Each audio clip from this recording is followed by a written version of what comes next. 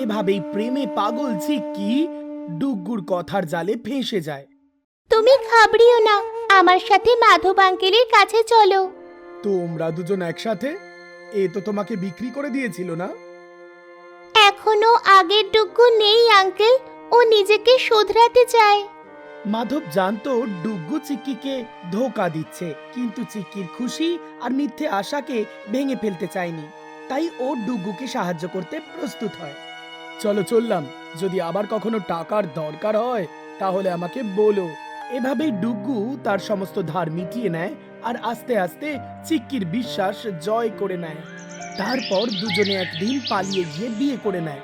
তারপর একদিন শুভেচ্ছা, চিক্কি মা হতে চলেছে। মেয়ে হয়েছে না ছেলে? এটা তুমি কি বলছো? এতে কি যায় আসে? তুমি চুপ থাকো, বেশি কথা বলো না।